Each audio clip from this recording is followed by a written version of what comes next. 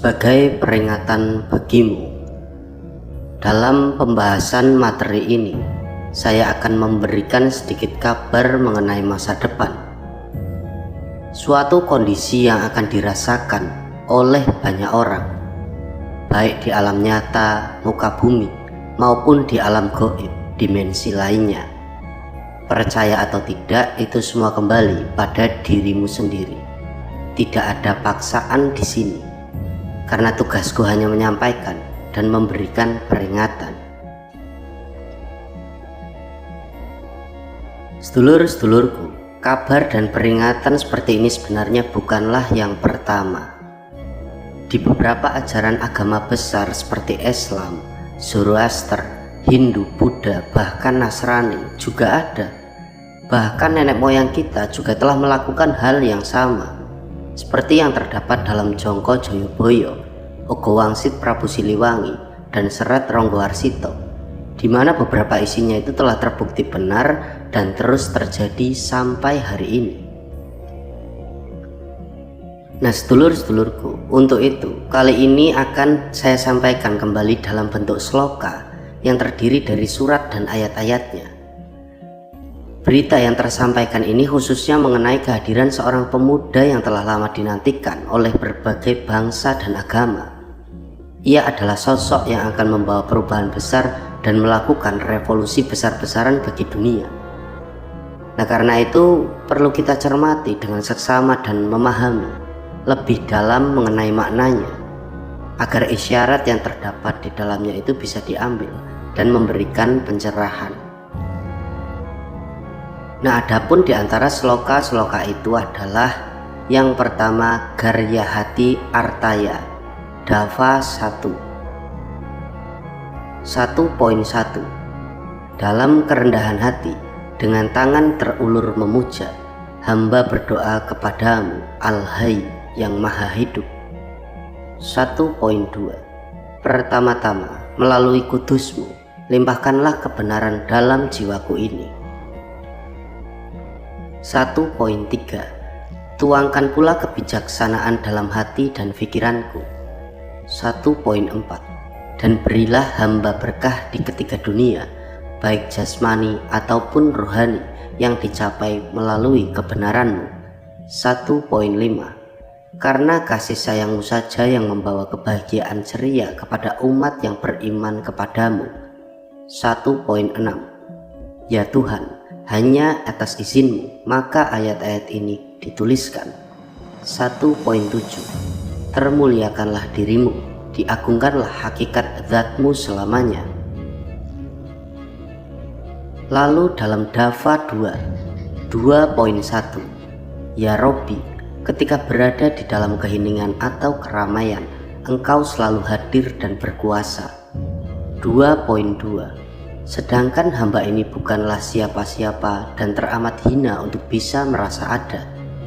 2.3. Hamba akan terus melantunkan puja syukur dengan hati yang takjub hanya kepadamu, Al-Qayyum yang maha mandiri. 2.4. Diri ini juga akan mengajak jiwa-jiwa lain untuk terbangun dan meninggikan hakikatmu di siang hari dan di malam hari. 2.5. Karena selamanya hati dan pikiran ini tidak memiliki kekuatan dan ilmu kecuali atas izinmu. 2.6. Selamanya diri ini tidak akan mampu dan memiliki kemampuan, tidak akan berkuasa dan memiliki kekuasaan, karena semuanya adalah hakmu. 2.7. Engkaulah saja yang berkuasa dan memiliki semua yang tidak perlu kau miliki. 2.8. Hanya atas petunjukmu saja hamba akan mengajar kepada yang mencari, mengingatkan kepada siapa saja yang lupa. 2.9. Dan sudah menjadi tugas darimu agar hamba memberikan kabar kepada yang bersedia dan percaya. Lalu pada Dava 3, 3.1. Inilah diriku yang teramat hina, tapi engkau Tuhanku adalah Al-Karim yang maha mulia. 3.2. Dirimulah yang menunjukkan jalan yang benar kepada orang yang sujud kepadamu. 3.3. juga yang memberikan pencerahan bagi siapa saja yang terus makrifat hanya untukmu. 3.4 Engkaulah satu-satunya yang meletakkan galaksi, bintang, matahari, bulan dan bumi dalam garis edarnya sendiri. 3.5 Engkaulah Al-Khaliq yang maha pencipta, yang mengatur kehidupan dari yang terkecil hingga yang terbesar, dari yang terlihat sampai yang gaib. 3.6 Dan atas kehendakmu maka takdir itu ada, garis hidup dan waktu bagi setiap zaman pun terpenuhi. 3.7 Engkaulah Al-Qadir yang maha menentukan, maha menyeimbangkan, arsitek yang maha bijaksana, Al-Hakim yang membangkitkan dan menghancurkan kehidupan. 3.8 Dan atas kehendakmu maka di setiap zaman itu, saat menjelang waktunya pergantian, bumi pun akan bergejolak dan kondisi manusia menjadi semakin pincang. 3.9 Banyak orang yang lupa dirinya dan lupa pula siapa Tuhannya. 3.10 Banyak perang, banyak bencana dan timbullah berbagai krisis kemanusiaan. 3.11 Tidak sedikit yang hanya memuja duniawi karena lalai dengan tujuan dari hidupnya sendiri. 3.12 Saat itulah waktunya tiba dan penghakiman besar pun akan terjadi bagi semua orang, khususnya yang kufur. Lalu pada sloka Advaitanah Artaya Dava 1 1.1 Wahai semuanya, dengarkanlah aku berbicara kepadamu.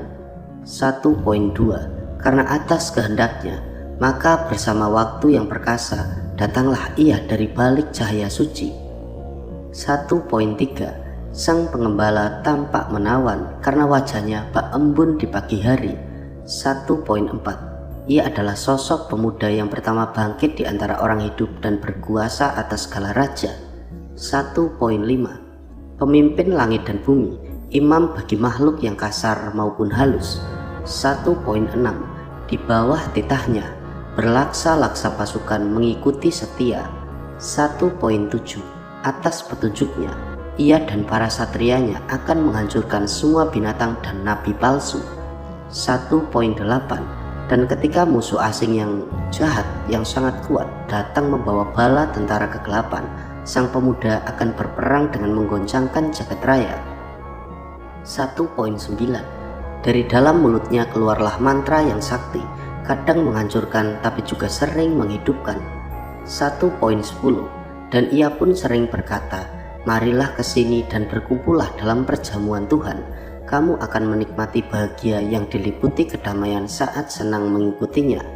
1.11 Maka beruntunglah bagi yang mematuhinya dan celakalah untuk mereka yang justru menolaknya. Lalu dalam Dava 2 2.1 Hampir tiba saatnya pasukan kegelapan datang ke bumi. 2.2 Mereka adalah bawahan pria yang berdiri di atas matahari. 2.3 Dan ketika ia berseru, mari bergabung dalam jamuanku agar kalian bisa memakan daging semua raja dan panglima, atau hati semua orang baik yang merdeka maupun sahaya, baik yang kecil maupun yang besar. 2.4 Maka siapapun yang mendengarkannya akan ikut memerangi kebenaran. 2.5 Banyak bangsa yang akan bergabung dan hanya seperempatnya saja yang menolak. 2.6 Barang siapa yang cemar akan terikat bujuk rayunya, dan barang siapa yang jahat akan menjadi budaknya. 2.7 Kehidupan pada saat itu akan dipenuhi dengan kecemasan dan bencana. 2.8 Orang-orang jadi ketakutan, sementara peradaban manusia akan terus dihancurkan lalu diseret ke dalam ilusi. 2.9 Semuanya perlahan-lahan musnah, kecuali ketakutan, kejahatan, dan kegelapan. 2.10 Hingga saat datangnya seorang pemuda yang membawa pedang dan kitab suci. 2.11 Ia berasal dari tempat yang tidak mungkin bisa kalian ketahui. 2.12 Dan dia adalah pemimpin tertinggi yang diutus oleh Tuhan, yang sangat dimuliakan karena pasukan dari langit pun mengikutinya.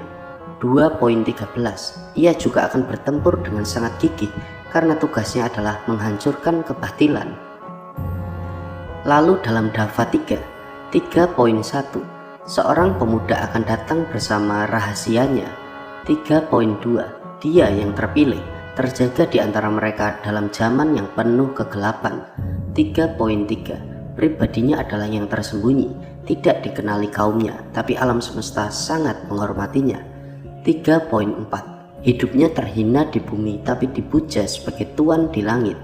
3.5 Ilmunya adalah penghubung dari setiap peristiwa pada masa lalu dan masa depan.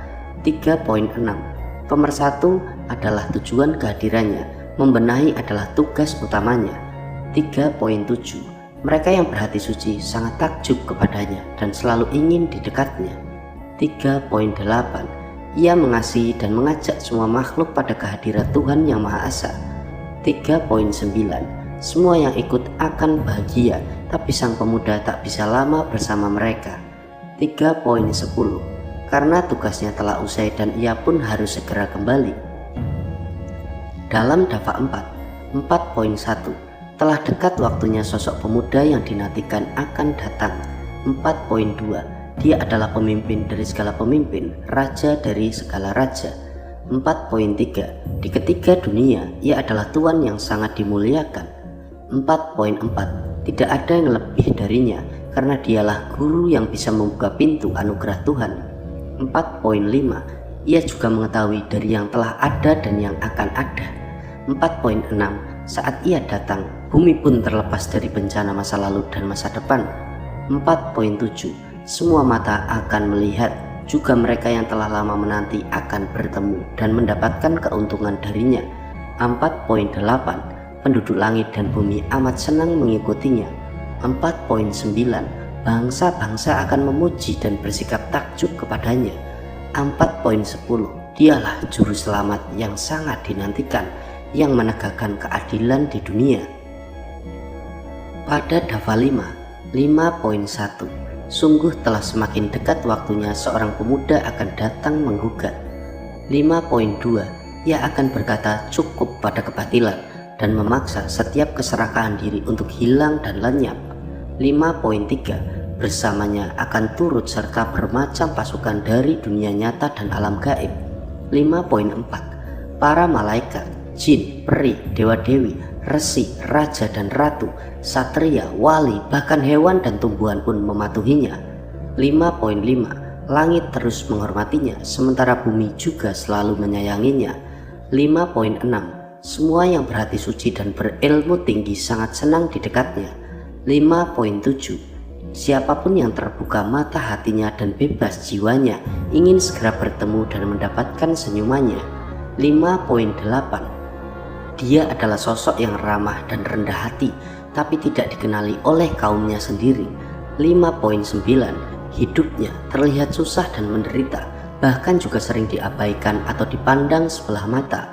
5.10 Tapi nanti di bawah kepemimpinannya, perang kosmik akan dihadapi yang melibatkan semua makhluk di jagat raya.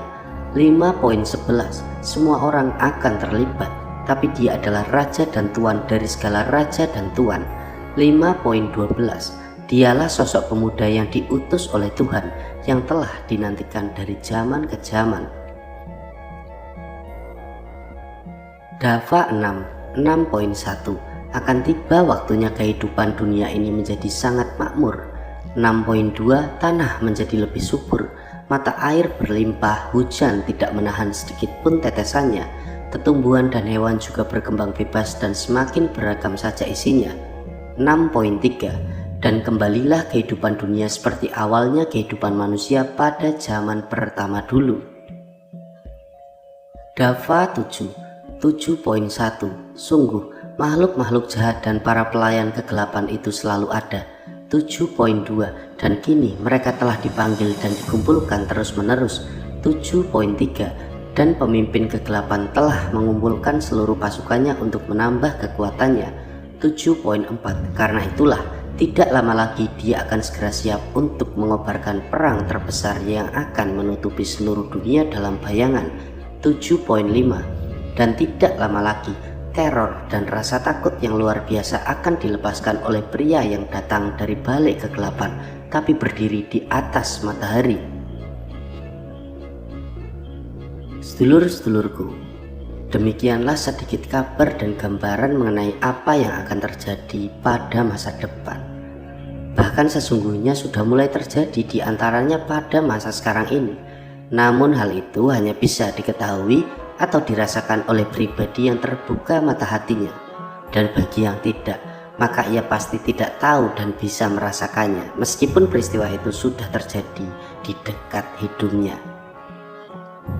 Semoga apa yang saya sampaikan dalam sloka tersebut bisa bermanfaat untuk kita semua, dan pada akhirnya kita pun bisa lebih mempersiapkan diri dan menentukan sikap mengenai di manakah kita akan berada nantinya.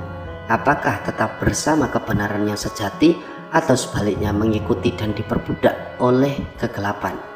Karena revolusi terbesar dalam sejarah itu sebentar lagi akan datang menghampiri dunia.